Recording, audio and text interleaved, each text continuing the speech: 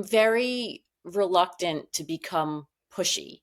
I don't want to annoy people. I don't want them to be like, oh, it's Jackie asking again for me to come to something. I understand what it's like. You're busy every night, you have something. And on the night that you finally have a night to be at home, and then your friend says, like, oh, I opened a store and we're doing our opening event. It's like the last thing you want to do. I completely get that. And I don't want to be the friend constantly pushing and bugging people. So that's what holds me back. Welcome to Dear Nina, Conversations about Friendship. I am your host, Nina Badson. I've been writing about friendship for over a decade, podcasting about it for over 4 years. Today's topic is one that comes up a lot. It comes up a lot in my inbox when people write to me anonymously. It comes up a lot on my social media accounts. Those accounts, by the way, on Instagram and TikTok are both at Dear Nina Friendship. And people will write to me about how they only can find support in their creative endeavors, or maybe they have a book out or a business that they opened, whether it's a remote kind of business where you order stuff online, or it's an actual brick and mortar, a new store, a new restaurant. And the only support they find that they get is through acquaintances and strangers, people they've only met online through similar work or different work even, and they find it much easier to get support from that level of friend and acquaintance as opposed to their close friends. I wanted to invite on an author who could talk from that point of view. I don't have a book out, but I do have a lot of content out that certainly benefits from people downloading, listening to, and sharing. So I relate to this awkward topic of how much can you expect your friends to support your business or your creative endeavor, whatever it is. What's reasonable to expect? What is too much? What really is annoying to your friends? Would your friends step up more if you were more direct about it and asked and explained what was important and why? If you have a book out, it's probably not reasonable to expect that they come to all of your events, but is it reasonable to expect that they order the book one time and write a review? Perhaps. That's probably reasonable for a close friend. And yet I know authors, definitely, because I hear from them a lot, really do struggle with this. A lot of their close friends don't buy the book and definitely don't read the book, but don't even buy the book or share the book. Also, if you're friends with a creative person with books out or podcast episodes or websites or different things that they constantly want support on, that could be a lot. Sometimes you just want to be someone's friend and not their customer and not their fan. So lots of issues we cover here. The guest I have is Jackie Friedland.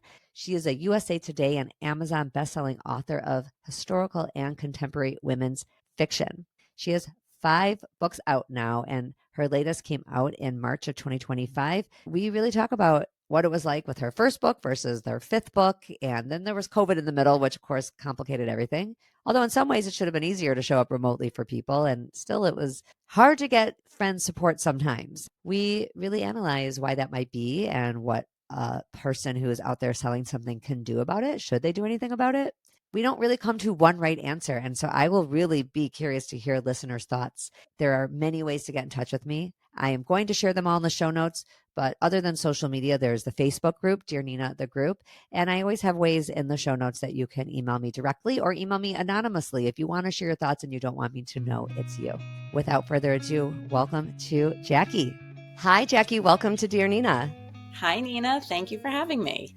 I really am grateful that you are going to discuss this topic with me. It's a brave topic because it's a little uncomfortable to talk about what we might hope from our friends and expect from our friends, and an even more uncomfortable topic of sometimes having disappointment. I would love to start by understanding your experience with being out there, having books that you hope people will read and buy and support you with. And what has that been like? So it's been pretty crazy. So much of the writer's life is sitting alone in a room. And then once the book comes out, you have to go out and talk to people and publicize. I have to say that so many people from within my community and different parts of my life have shown up and come to events or posted online or invited me to come to their book club and done all these things. And it's been so great, but also really interesting to see certain friends who I would have expected to come to, 4 events and post every day online and say, what else can I do? And let me write a review on Amazon, or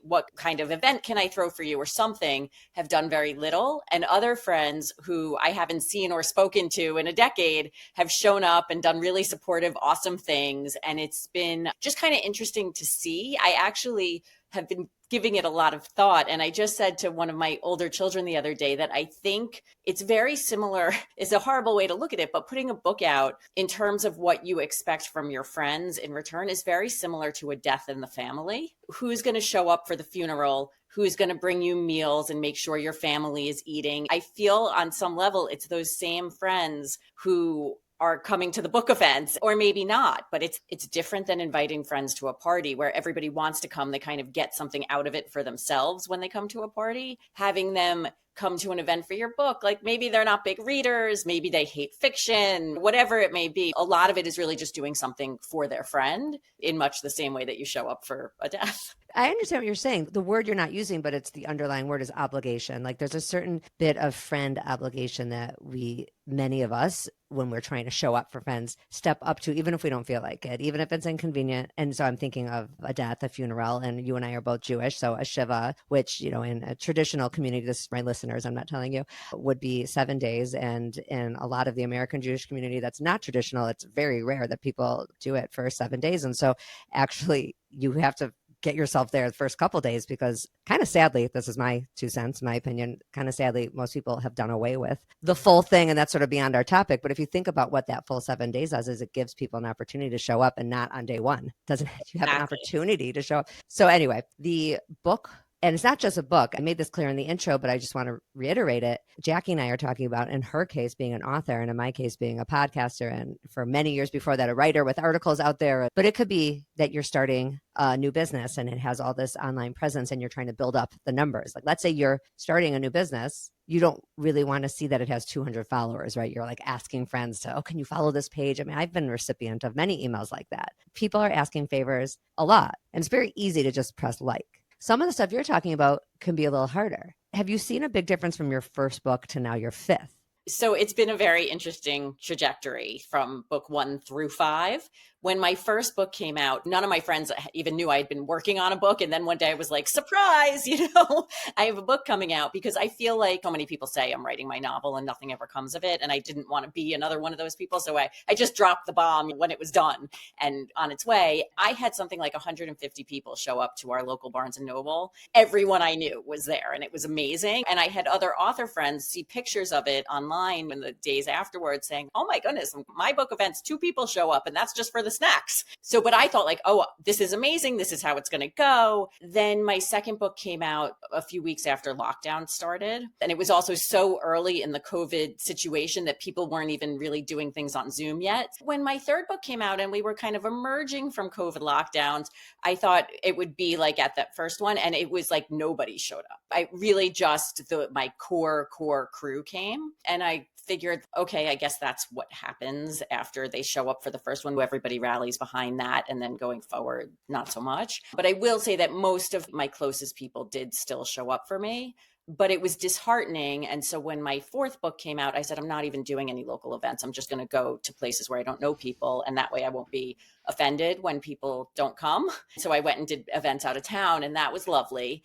And now with book 5, I just sort of like, let me just see. I'll do something local again. It's my first book with a really big publisher. And I had 2 local events, and so many people showed up. And then 2 different friends threw book parties at their apartments, another one in Greenwich, Connecticut. So it's actually been this book. I can't say why. I've gotten a lot of friend attention, which I really do appreciate. And I said to my husband, I think I'm a little bit unfair with my attitude towards all of it, in that for the friends who show up, I am enormously appreciative. I don't feel I'm entitled to that time and attention. I really do feel grateful, and I understand that they have inconvenienced themselves to be there for me and to prioritize me, and it really makes me feel good. But I am equally upset with the friends who don't show up. There is no in between for me. Like, I cannot justify it, and that's how I am.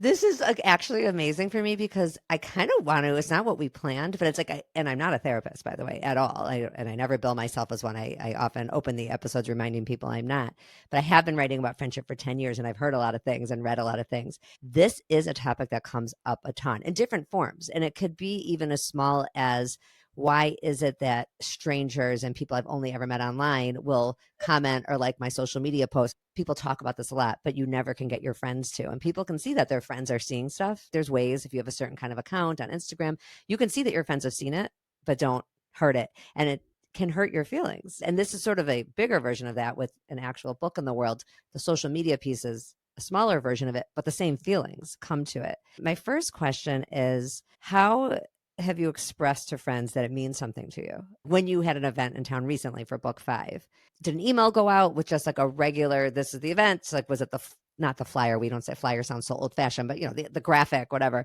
Or did you explicitly say it would mean so much to me if you came? I'm curious how you handled that. I did not say it will mean so much to me if you come, but I learned from this. And I actually was just talking with a very good friend of mine who was deciding whether or not to go to a friend of hers had a parent die, and she was deciding whether or not to go to the funeral. And I was thinking about all of these issues of friendship. And I called her and I said to her, and this friend has not come to as many or events throughout the years as I might have liked. I called her and I said to her, I'm just telling you now, when God forbid something happens to one of my parents, I want you around a lot at all of it.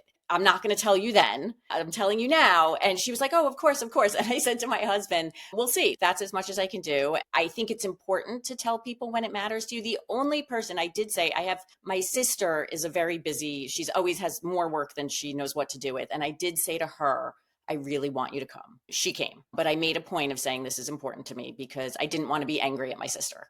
Right. Everybody else, I'll be angry and then eventually I get over it because I don't hold a grudge. I do wish you had said to your friends, and I think you should do it the next time. I don't normally get like so prescriptive, but I think it would be healthy for you, Jackie, and you listeners to be more direct. Have the cute Instagram graphic that you're attaching to the email or to the text or whatever you're doing and say, it would mean so much to me if you were here. I'm concerned that people aren't going to show up. Just be vulnerable and say, I have a lot of anxiety about standing at a Barnes & Noble event or wherever the event is and talking to myself or having it just be my husband and kids and my sister.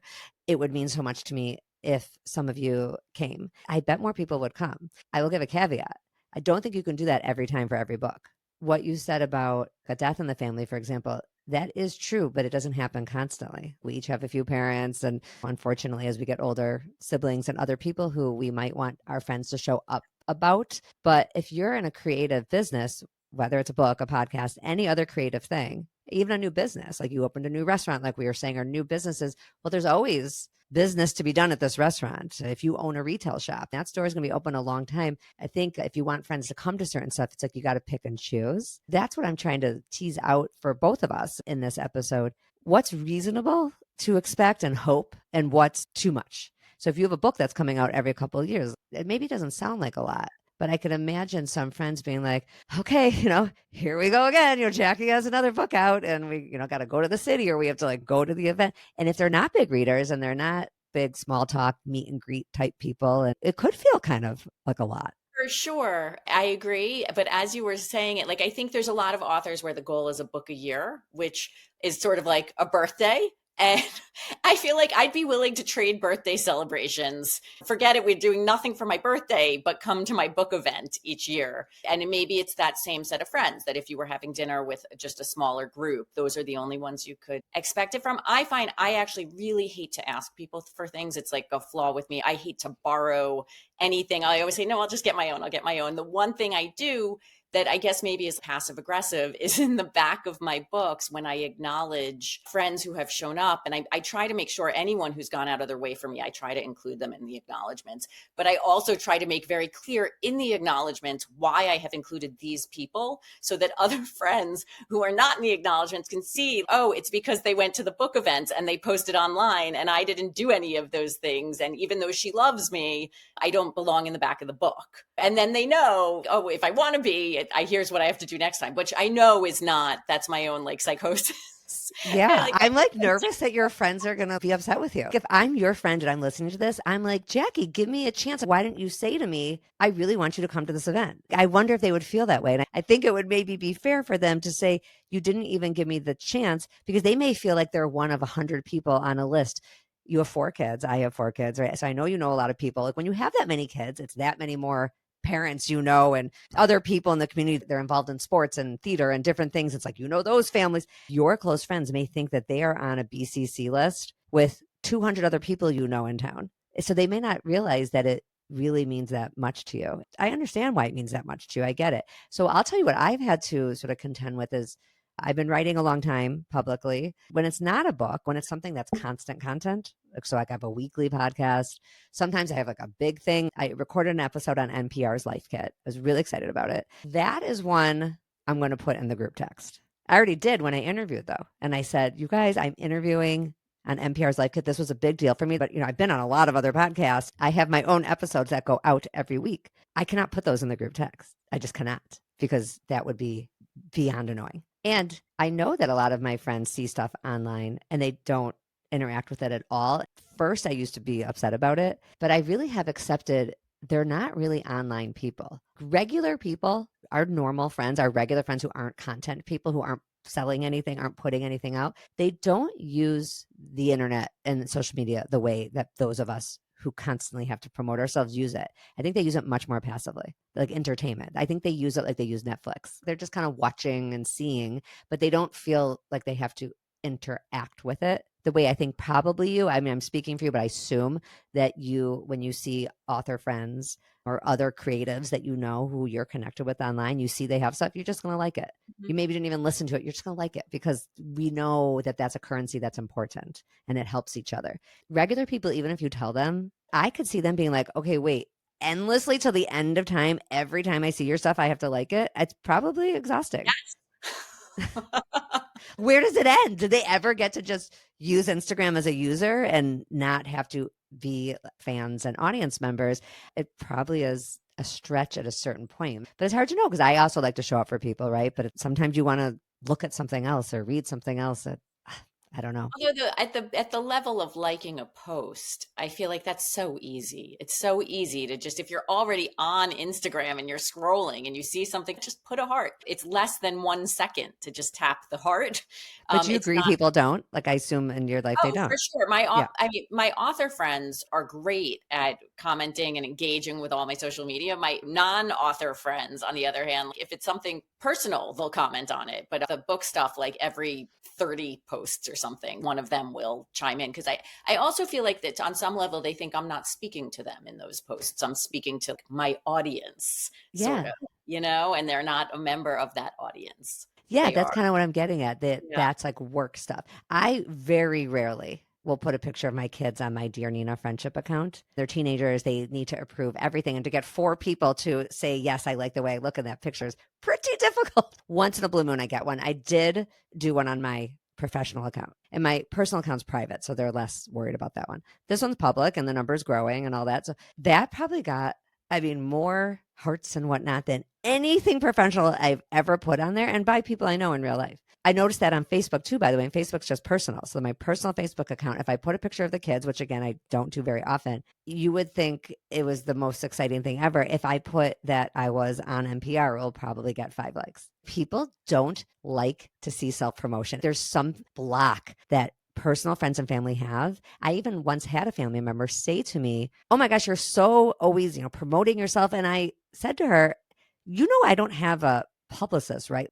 I don't. So who else is, if not me, who? I have an episode out, let's say, that I'm excited about. If I'm not talking about it, is some other random angel out there going to promote myself? No, it starts with me. That's Right. how it is. I actually just had a conversation with family last night about how frequently I post on Instagram. And I said, I actually am trying to post more. I don't love to post, but I feel like it's important because what you said, it's the only way to reach your audience, really. So I have to force myself to be like, oh, by the way, I'm doing an event. If you live in Connecticut, you should come. It kills me a little bit each time. The advice that I've been given repeatedly is that I should be posting every day to keep my audience engaged. I don't want to alienate people. I agree with you. A lot of people don't want to see that. They don't want to see all the self promotion. And yet it's sort of our only choice. I'd almost have been tempted to remove my real friends and family from my professional accounts. I haven't done it. That feels kind of like an aggressive thing to do, but I have been tempted before for that reason. So I want to feel a little freer. I do TikTok, which I have a lot of fun with.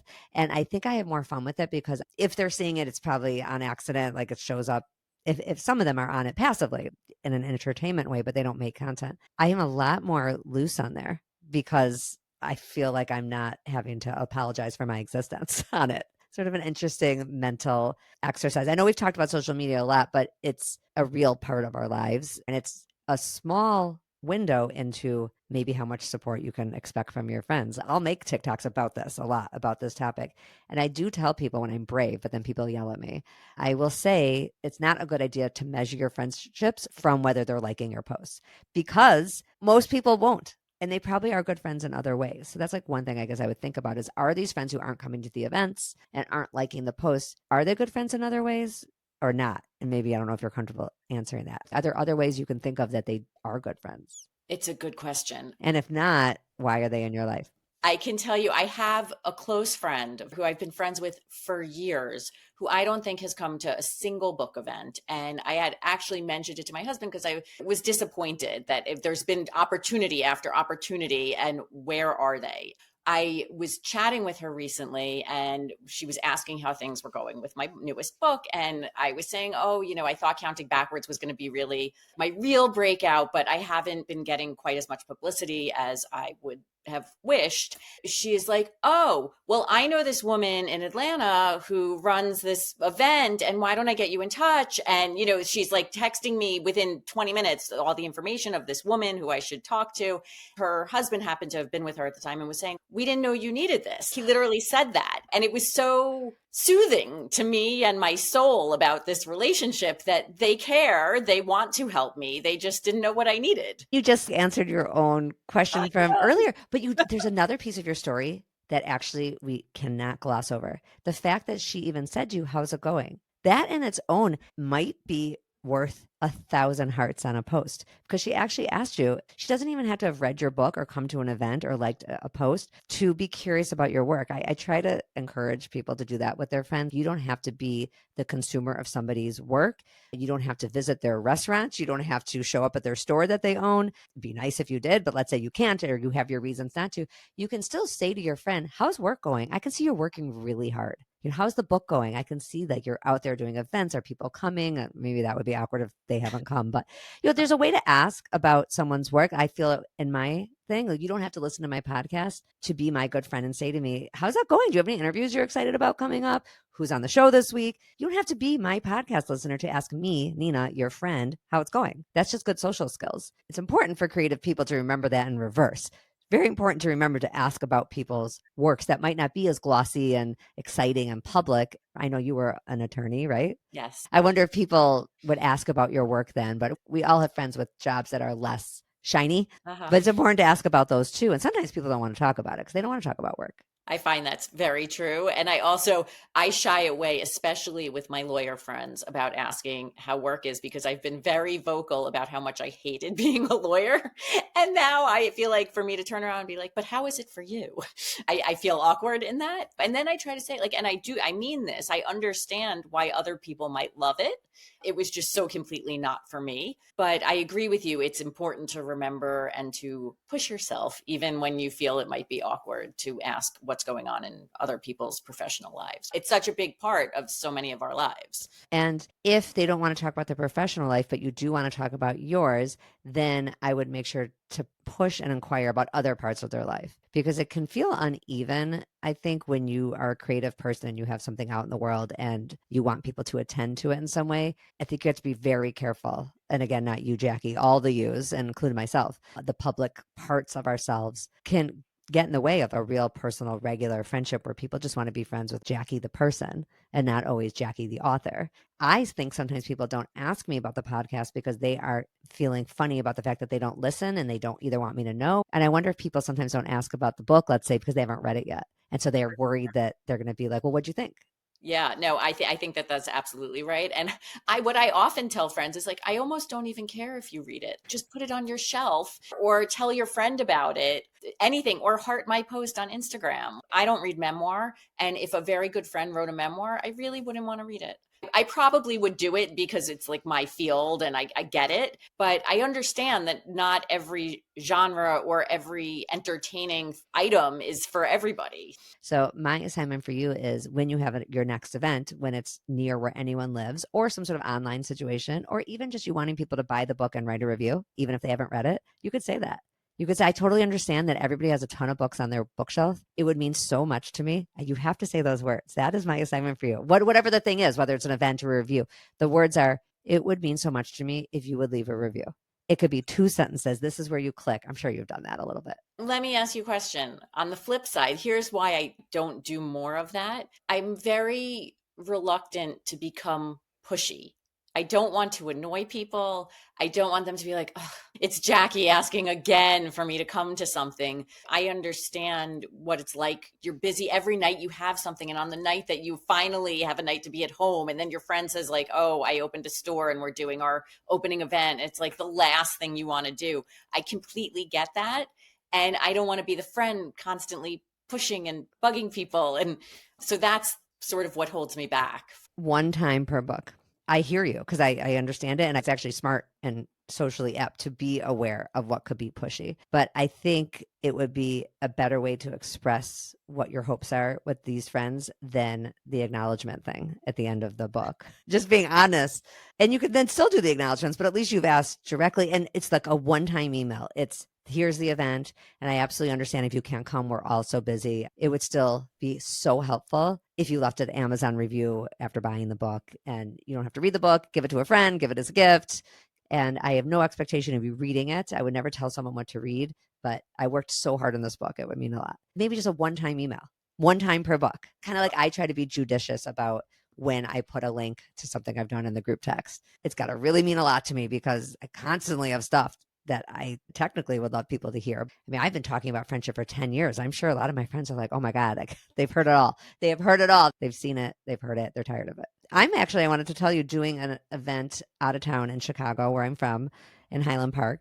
And it's going to be my first live event ever, my first live Tiernina. I do think there's a reason I'm doing it in Chicago and not Minneapolis, where I live. And it has some of this in mind. First of all, I've never done a live event, and it feels less scary to do it in a place where I have a couple of friends left, plenty of acquaintances and listeners, and my family. Family's different. Mom, you're coming to this event. My sister, you're coming, like you did with your sister. Here in Minneapolis, where I've lived for 25 years and I know a lot of people, I'm not quite ready for that experience to have to decide how much do I want to push people? How disappointed am I ready to feel? That kind of stuff. So I'm in it with you. I mean, I get it. And would you be comfortable asking your parents to bring their friends and ask their friends? Because what is that? Then there's that other layer of come to my family members thing and be a friend to me, and to your mom's friends, for Yeah. example. With my mom, yes, I would. And actually, when I sent her the save the date, I put her two best friends on it. So I mean, I've known them forever. And I'm like, will you guys come? And they were actually touched to be included on that email. Both of them said so. They said, thank you for including me. We will be there. It's in the calendar. It takes some vulnerability to ask somebody for something you want. And I think it actually creates a closeness and not a sense of annoyance, unless it's constant. So if it's every 2 weeks, can you like this post? Can you share this review? That would be a lot. It's like everybody has to find their line. I once read that when you're having company for dinner and you're in the kitchen and a friend comes in and says, "Can I help?" You're supposed to let them help. My inclination is to be like, "No, I've got it. Go sit, enjoy, relax." But apparently, if you let another woman into your kitchen, so to speak, it's opening yourself up to them in a way that makes them feel closer to you Yes, almost. no, this is true. And this is true about favors as well. So asking someone a favor makes the person who was asked feel closer. Of course, the person who receives the favor feels a sense of relief and closeness when that favor was granted. The study shows that it's the person who was asked. We all know it takes a lot to ask for help. And it sounds like something you definitely are going to work on, asking for help. And you could start by, letting somebody help clear the dishes. I always let people help. I host Shabbat dinner every Friday night. Anyone who wants to help, they say, what can I bring? I give them an assignment. They say, how can I help? I say, collect the plates, whatever. Or I will ask for help even before people ask. Like, I'll be like, hey, can you help me clear? I don't know. It's a lot of work. It is a lot of work. I'll take all the help I could get. I think it would be healthier for everybody out there who's listening to probably let go of the social media piece of this, because it's just so constant. It's universal. I hear it all the time that people get support from strangers and acquaintances and not from friends. And I think maybe we just all let it go. But an event where you need people to actually show up once in a while, when it means something, I think we have to ask directly. That's my conclusion. I don't know if you have a different conclusion. Well, I think it also gets dicey when there's money at play, when you're asking people to buy something versus just asking them to show up or tell their friends about your book or your new store or whatever it is. It's asking for more when there's money involved, and it creates a strange dynamic in some situations. I think that's a really good point. And you got to be careful. Yeah, I wouldn't push your friends to come to an event that's $100 ticket You got to be really sensitive, right? Everybody has a different number in mind. And yeah, buying a book, that's where you could bring in this one email that you're writing where you say you understand if they're busy, but here's another way that's also supportive. And it's so easy. It's free even. When you see my post on social media, if every so often you could give it a like, it helps it in the algorithm. Explain it to people. People don't always understand why it matters. I agree. It is helpful to be told. I have a lot of friends who have Substacks. One of them recently asked me to like her Substacks. And she said, I didn't even know you could like a Substack until she told me. And she said, yeah, it helps like with the algorithm on the Substack website and gets in more people's feeds and suggestions. And so now it comes, I think every week, but it takes me 10 seconds. I put a little heart. And I think if I put a comment, it's even better. So I've been doing that too, because I just didn't know. It's nice of you to be willing to do that. And I think she probably shouldn't send that to too many people. Writer friends, yes, but her regular friends, people don't like to be public. A lot of people don't even like other people to know that they spent any time on Instagram. We forgot to cover that, or even on a Substack. I've had people on a local Facebook group I'm in. Sometimes I'll ask a question like, anyone know a good curly hairstylist for my daughter? And then someone will tell me in person or text me, oh, it's such and such. This is a great recommendation. And I'll say, oh, why didn't you write it on there? Like, oh, I don't write. I would never write something publicly. And people really feel that way. It's like they don't want people to know that they read anything in that group, even though they're clearly in the group and they're Yeah. clearly lurking in the group because they saw my post, but they don't want anyone to know. It's a certain mentality. I get it because it's scary to be public. I actually have some people in my life who, because my Instagram account is public, have asked me not to post anything referencing them because they're very private people, which I totally get and respect. But there are very different ways of approaching social media. So I think your point is a good one. When I put this in the Facebook group, which is Dear Nina, the group, I know there'll be a lot of conversation about it because what I love about that group is I'll hear from other writers and creative types in there, but there's also a lot of just regular people in there. I'm excited to share this in there and get conversation going about it. And I'll end up doing a Substack post about this too. When it comes out, you'll see it. And I'm sure there'll be feelings. People, a lot of writers on Substack, so people will have feelings. Jackie, thank you so much for being here and touching this touchy one. There's no one right answer, but I think we kind of turned over a lot of issues around it and gave people something to think about. I agree. Thank you for having me. And I will say, I do feel very lucky to just have friends. It's like a blessing in life. And my grandmother always used to say, if you have one true friend, you're blessed. So there's that. Thank you so much, everybody. Come back next week when our friendships are going well. We are happier all around. Bye.